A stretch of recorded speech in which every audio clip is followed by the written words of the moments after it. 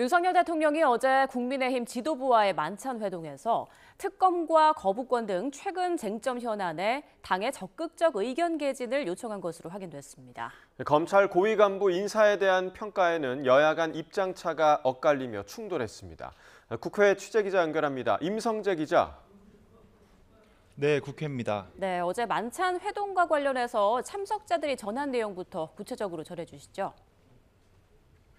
네, 어제 윤석열 대통령과 국민의힘 비상대책위가 한남동 관저에서 만찬 회동을 했죠. 황우여 위원장을 포함한 비대위원 7명과 주요 당직자가 참석했는데요. 이 자리에서 윤 대통령은 최근 쟁점 현안에 당의 적극적 의견 개진을 요청한 것으로 확인됐습니다. 한 참석자는 YTN과 통화에서 윤 대통령이 전반적인 정치 현안에 의견을 달라고 말했다고 전했습니다. 특히 여기에는 특검과 거부권 행사 등이 포함됐다고 밝혔는데요.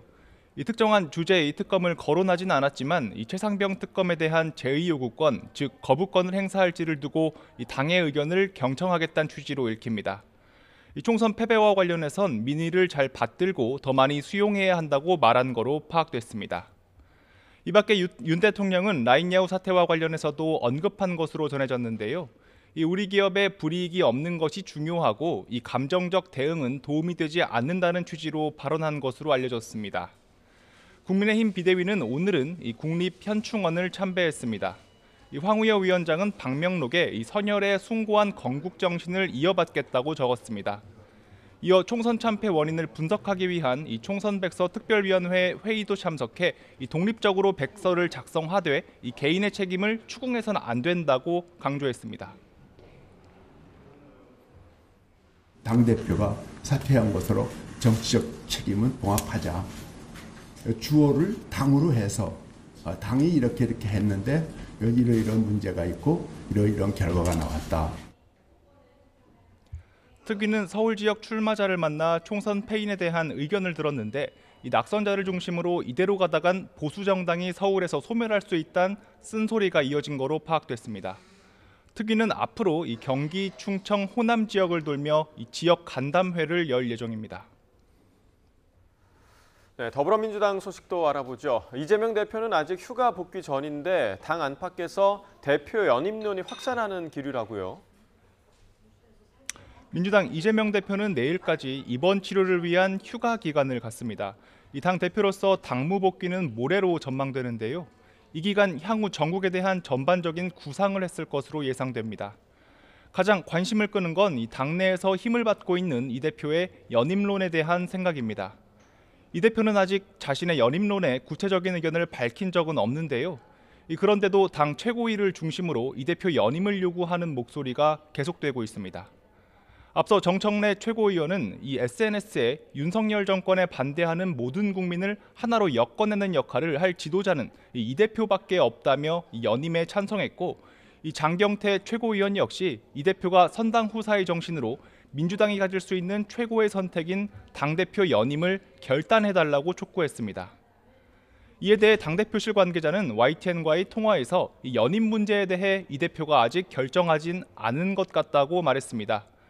최고위를 중심으로 나오는 연임론 자체는 알고 있다며 이 대표가 공식 언급을 하진 않았으니 상황을 기다려봐야 한다는 취지로 답했습니다. 때문에 장고에 들어간 이 대표가 어떤 의견을 낼지 그 내용과 시점에 당 안팎의 시선이 쏠리고 있습니다. 네, 여야 원내 상황도 좀 짚어보죠. 이달 초에 야권 주도로 본회의를 통과한 최상병 특검법이 여전히 화두인데요. 여야가 현재 각각 다른 셈법을 가지고 있죠. 네, 우선 21대 국회 임기 종료 직전인 오는 27일 혹은 28일 본회의가 열릴지 관심입니다. 민주당은 최상병 특검법에 대한 윤석열 대통령의 거부권 행사 여부에 촉각을 곤두세우고 있는데요. 일단 윤 대통령이 오는 21일 열리는 국무회의에서 이 거부권을 행사할 거란 관측에 무게가 실리면서 특검법 수용을 거듭 압박하는 모습입니다. 21대 국회에서 특검법이 가로막히더라도 이 야권 의석이 더 늘어나는 22대 국회에서 최상병 특검법을 다시 발의하겠다고 공언한 건데요. 이 아침 회의에서도 압박 발언은 이어졌습니다. 10번째 거부권 행사는 앞으로 이 전국을 최악으로 몰고 갈 핵폭탄입니다.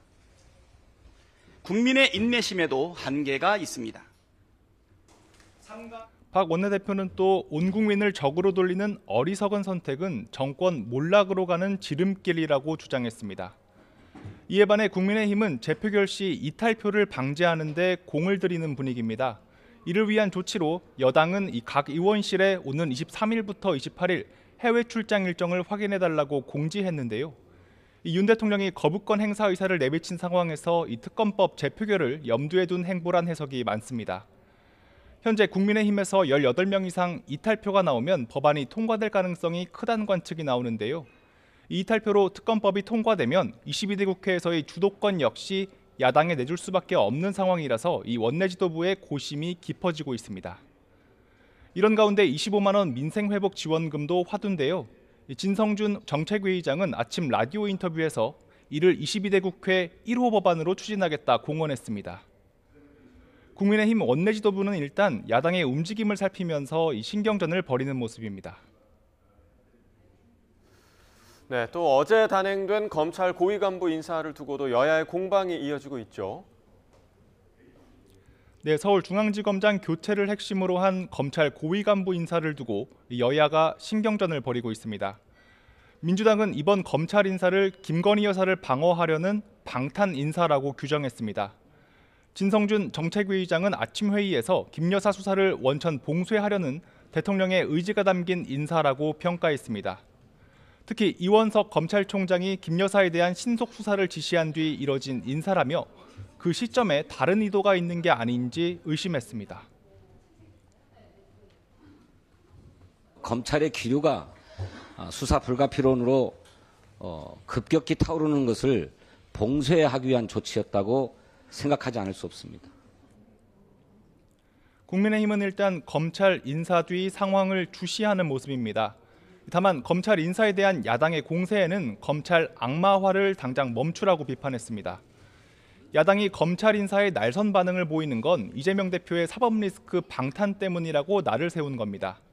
당 지도부가 직접 입장을 밝히기도 했습니다. 이 성일종 사무총장은 아침 라디오 인터뷰에서 이 지휘부가 몇 명이 바뀐다고 해서 김 여사 수사 등이 무마가 되겠느냐고 반문했습니다. 실질적인 수사가 이루어지고 하는 거는 검사들과 수사관들이 알아서 이런 부분들이 다 이루어질 텐데 수사가 무마하라고 한다고 해서 무마가 되겠습니까? 다만 김용태 비대위원은 이 CBS 라디오 인터뷰에서 검찰 인사로 우려가 많다는 것을 인지해야 하고 이 검찰도 공정한 수사를 해야 한다고 강조했습니다. 검찰 인사에 대한 여야의 평가가 갈리면서 이를 둘러싼 신경전은 당분간 계속될 것으로 보입니다. 지금까지 국회에서 전해드렸습니다.